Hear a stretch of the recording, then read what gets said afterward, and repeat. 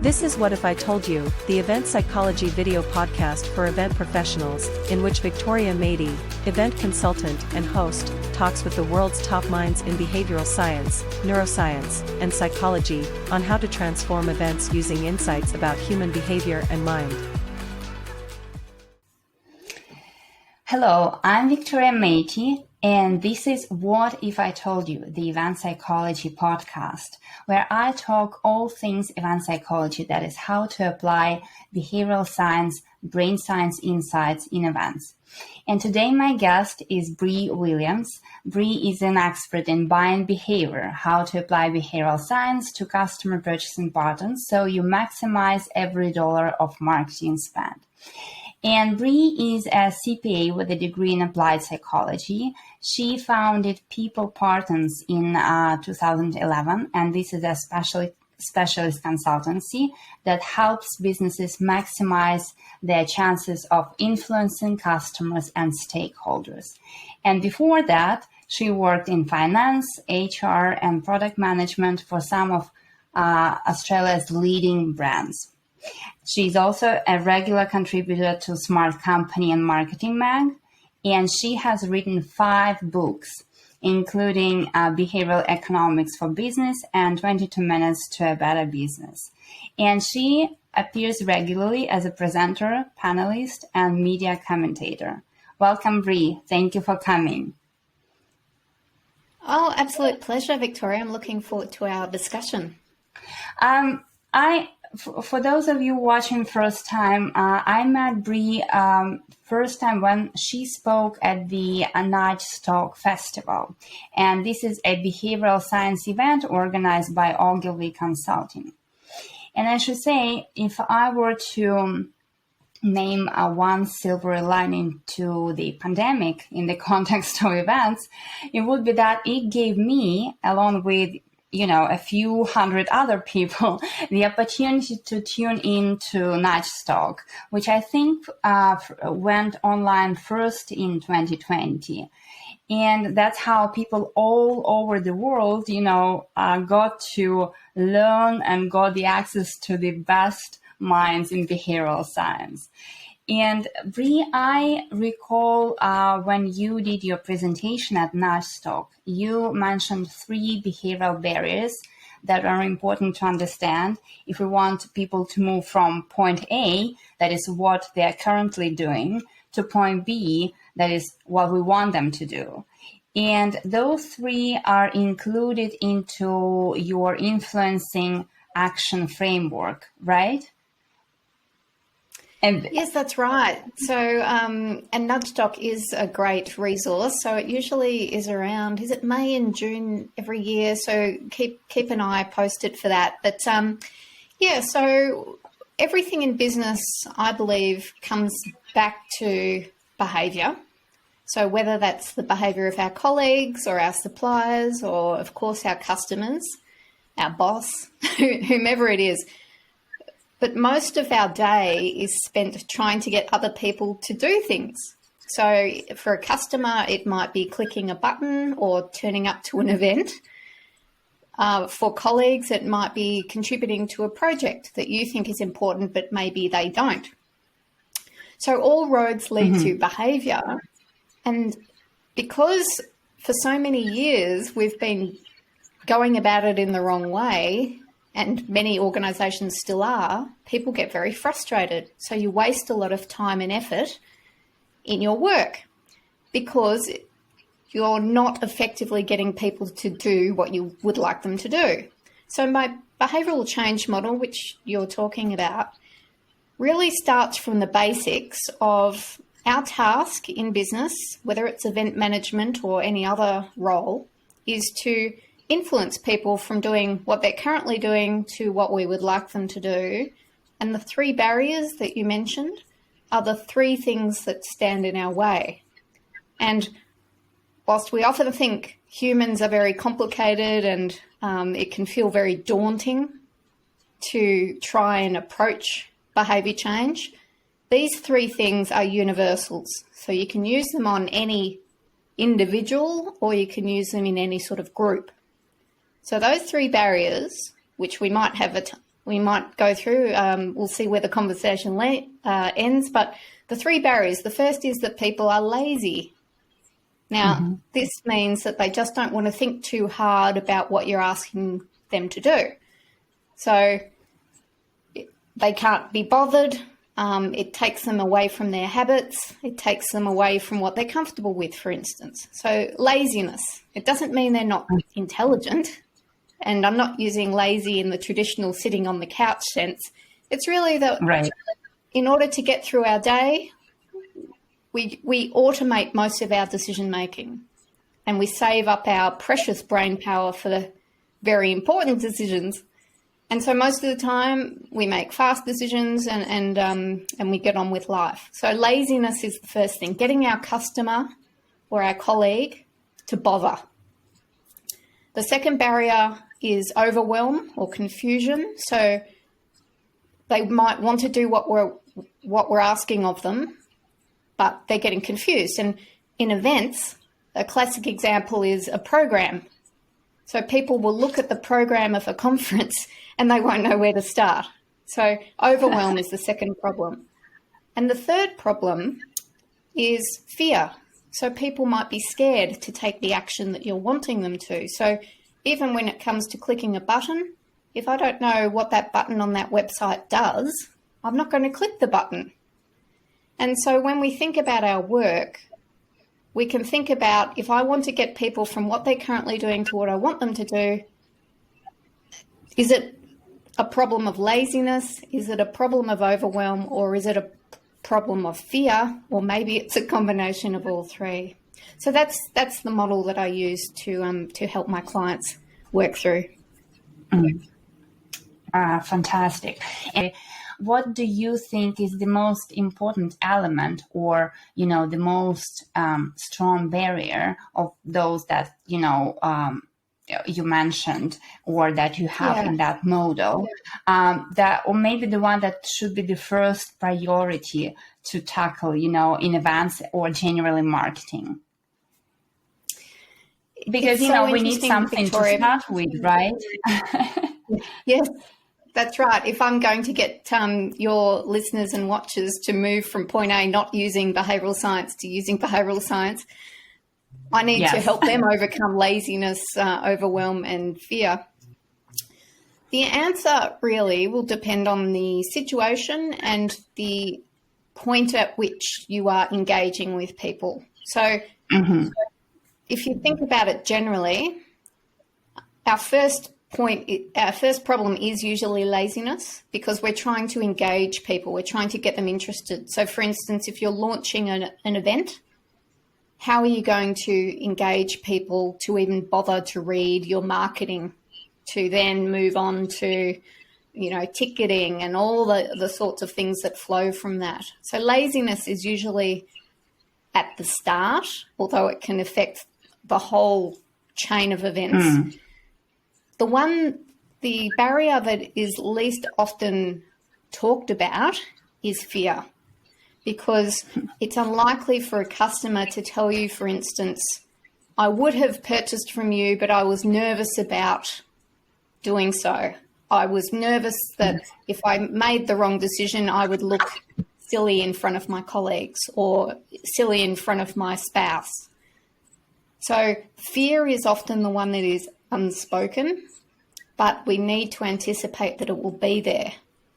And the problem often in business is that we think our product or our service or our event, why wouldn't you want to come? It's great. There's nothing to fear. There is no downside. And yet that's not the case from the customer's perspective. So even when I'm thinking about events, I might have a fear that I don't know where to park my car, or I don't know how to catch public transport to where the event is being held. And that might be enough to stop me from bothering to purchase tickets. Right. I think I actually have a question for you that refers to that point about fear. So we will talk about it later. Now, I work with event professionals, and over the last few years, I've been focusing on showing how event business can benefit from behavioral science findings. But as obvious as it may seem, it has not been adopted on a mass scale yet. So I thought I would ask you this. Why do you think so few businesses take advantage of behavioral economics insights? Well, in fact, my latest YouTube clip was on this very topic, because I think the irony is that behavioral science, or the science of influence, hasn't been able to influence people to use influence. I find it fascinating that, and often, for instance, watching conferences like Nudge Doc, a lot of the behavioural scientists are not using behavioural science to engage their audience in how they're presenting. So in answer to your question, why people are not taking up behavioural science is because they are lazy, scared and overwhelmed. And it's mainly because of laziness, because what we're asking of people is to change what they're currently doing and to do something different. So that's effortful. And if we're not clear on what the reward is, and the reward has to be much greater than the effort, people are going to revert to how they normally conduct their business.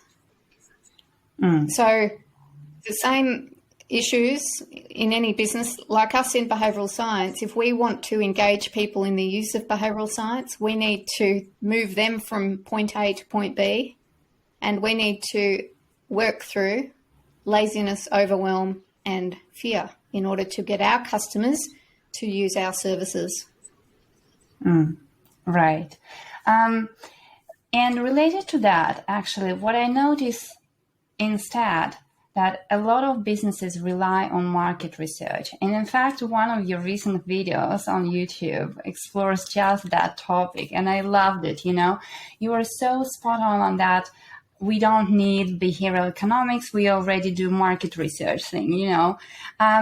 In the events industry, I see it way too often. People are obsessed with collecting opinions and relying on those numbers and opinions to determine their next business move.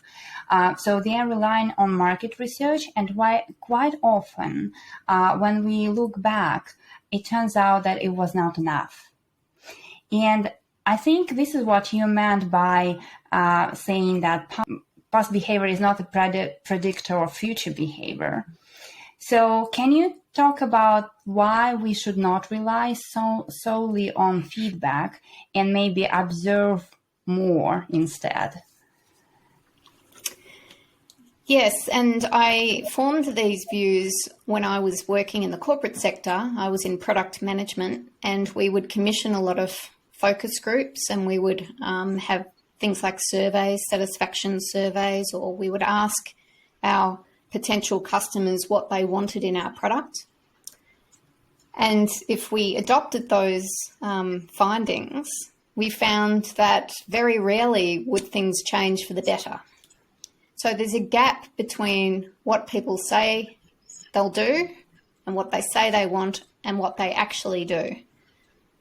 And most market research, unfortunately, for us in business, is still stuck in the best thing to do is listen to customers. And I know you reference Adam Ferrier's work in some of your blogs. So Adam has a book on this and a talk on this. And I likewise have been speaking about it for years.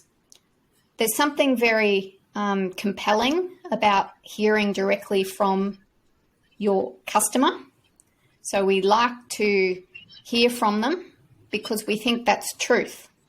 And it's not that they're lying by any means. It's that they are giving you a response to a question, but asking them is very different from real behaviour. So in Australia, for instance, we have a campaign to buy Australian food. And so people in focus groups would say, yes, I intend to buy locally sourced tinned tomatoes. And yet when we go to the supermarket aisle and we see that the Italian tomatoes are much cheaper than the Australian tomatoes, we buy the Italian tomatoes.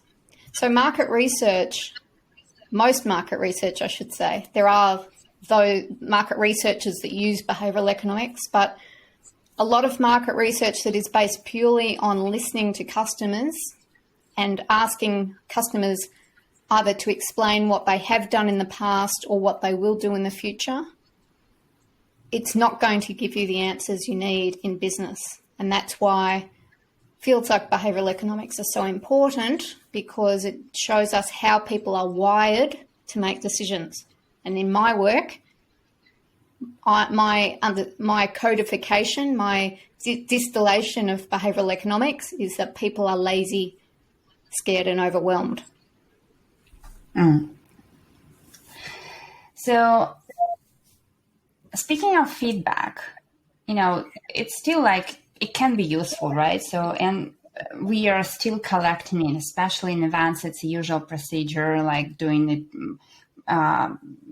before the event and always post-event, right?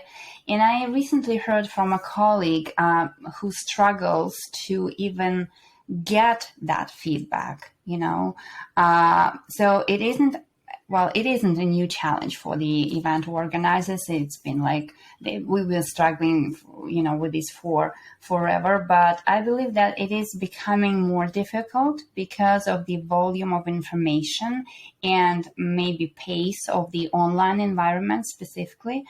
And so my colleague says that they have tried for one of the events, they have tried like everything. They've offered free registration and free hotel stays, gift cards, prizes, nothing works. And so her question is what to do, how to get people respond to a survey. So after the event, the survey is out to the attendees, and she is struggling to collect the responses. Right. Well, setting aside the fact that surveys don't give you necessarily accurate information, if you are... Yes, we will set that aside, but if we are collecting them, how can we make people actually respond? Yes. Well, that becomes the art of the communication. And, that's a very long conversation for us to have, Victoria. But to me, it sounds like there could be a problem. Well, there's clearly a problem of laziness. So when I think of laziness, so your colleague is not engaging people in the survey. So they're either not even clicking on the email. I presume it's an email. Not clicking on the email, or if they are, they're not clicking the link to the survey. In the laziness barrier, we need to think of effort versus reward. So are we making it more difficult versus the reward they're getting? Now, I know the suggestion is that we've offered prizes and free accommodation and what have you. It's hard for me to comment without knowing what was in the subject line and how the inducement was presented. But always we need to answer to us to overcome laziness, the what's in it for me. Now, the what's in it for me can vary. It might not be money and it may not be gifts. It might be a human to human help us get, this information. Or it might be playing on the ego of the survey participant. They've been specially selected for this. So very hard to talk about what to do differently without knowing what they've tried and what it looks like. But that's how I would go about it. I would firstly look at lazy. Then I would look at overwhelm. So in that correspondence, how clear is the call to action? Are there too many avenues that we're asking them to think about? And then with fear, are they not clicking firstly, they're not clicking on the email because they're not sure who the email has come from. Or within the email itself, are they not sure what the button does? Or how long the survey will take them. So these are all things that your colleague needs to work through in order to optimize that opportunity to engage the customer. Right. Well, yeah, absolutely. I do agree. I mean, I know that, it's a lot of tiny details that actually will affect the outcome, and we need to go step by step and tackle all of those. The first thing to do is to understand if it's are people not even opening the email, in which case it's the subject line that you can then test. If they are clicking into the email, so the subject line is working, something in the body of the email isn't working. So that's how to start to focus the analysis. Yeah, interesting, right? I think that in many cases, people don't pay attention to such small detail as a subject line, right? And not only the subject line, but the sender's address. So, whether it's coming from a person's name or whether it's coming from survey at something, but the address line becomes really important. You're so right that everything we're talking about, it's about 1% changes. It's the tiny little details, because that's what people get stopped by. That the points of friction, the points of uncertainty, that's what kills business. Whilst we think that it's going to be, magical, well, if we only give them 2 nights accommodation, it's going to work. No, it's all of these tiny little micro yeses. We're trying to get micro yeses towards a bigger take up of whatever we're offering. Yeah, that's a great insight. I have one question about another challenge. So the last 2 years have been a nightmare for the event industry. And although we kind of see some kind of comeback right now, I personally doubt that it's going to be a fast comeback, mainly because there is still a lot of uncertainty and anxiety about meeting face-to-face, for example. And even though we've got all those virtual tools and they are helpful, we've got a problem on that front as well, because people are generally overwhelmed and they suffer from Zoom fatigue, right? But without attendees, there are no events. And there is a lot of discussions and a lot of talks about how we convince people to attend events virtually or in person, because, again, without attendees, we just don't have the business, the industry. So do you think behavioral science can help struggling event planners, and how? If yes, how? Well, that's your patch, Victoria. you know much more than I about behavioural science applied to events, but yes, it can help.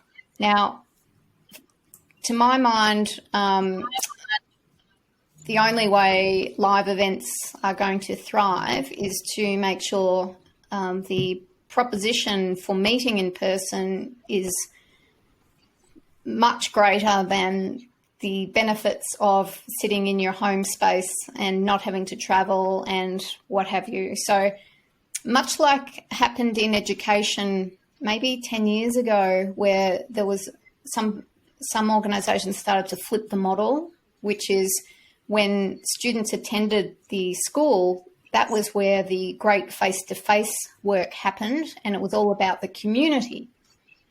Whereas the homework, was actually, that's when homework became the core module. So you would do most of your learning self-paced by yourself, and then come back to the group and make it come alive, I suppose. And I see events following that pattern. There has to be some differentiation between the virtual and the live in order to have people bother going to the live events. And I think it puts quite a lot of, I was going to say pressure, but I think the opportunity for presenters is to lift the game, because I think in terms of Zoom fatigue and what have you, a lot of that presenters are still presenting like they were at the start of the pandemic 2 years ago, and it's unacceptable, frankly. There needs to be an improvement in how we craft presentations, particularly live ones, so that people will attend events. Yeah. And my next question was exactly about that, about presentations. So you host a series of interviews called Talking Talks, and where you guest share tips on public speaking. And also, I'm a big fan of your presentation style as well. It's always so engaging and memorable. So can you share some advice on how to make a session more engaging and memorable? Again, I know that there might be, tons of tips for that, but at least some key, maybe critical, or maybe something to start with. And thank you for those nice comments. I think, well, a few tips. Focus on the feeling, not the facts.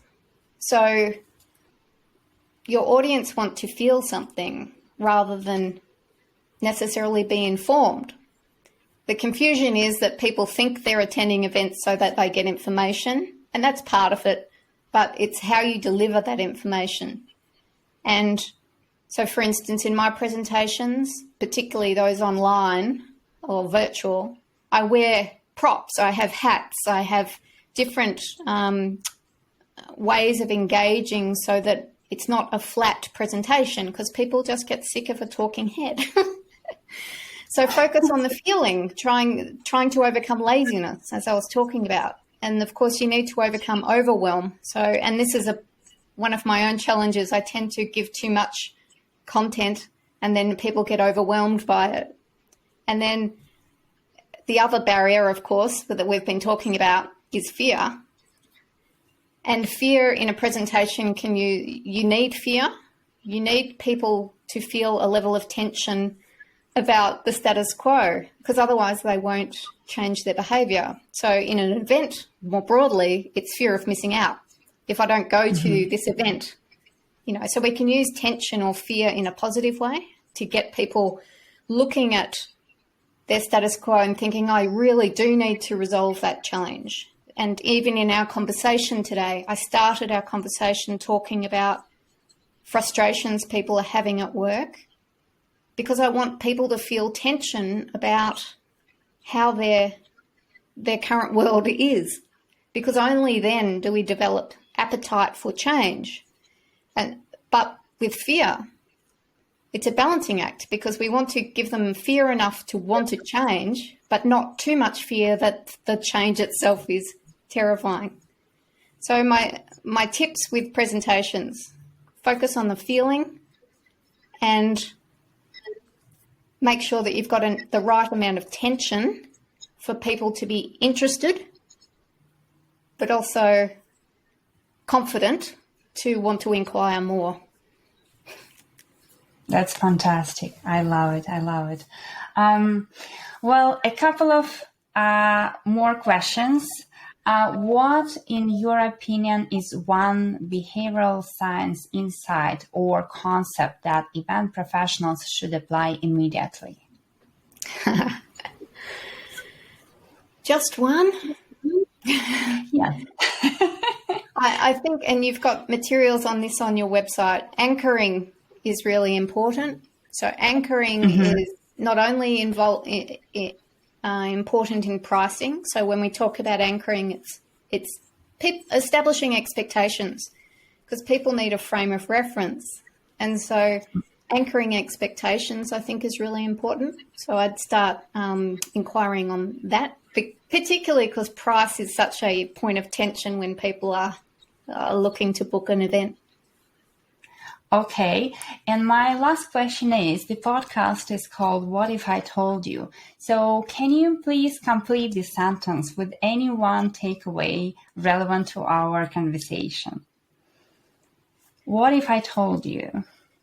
What if I told you that if you change behaviour, you can change your world? Wow, that's perfect. That's perfect. I'm gonna, do that my tagline for the podcast. No. Thank you so much, Bri. I encourage everyone to check Bri's website and also social media, LinkedIn, connect on LinkedIn or Twitter, and I will post on all the links in the show notes. Thank you so much for tuning in and listening to the Event Psychology podcast. For more brain science insights, I encourage you to join the Event Psychology Club. Thank you. Thank you, Bri. Thanks, Victoria. Bye-bye.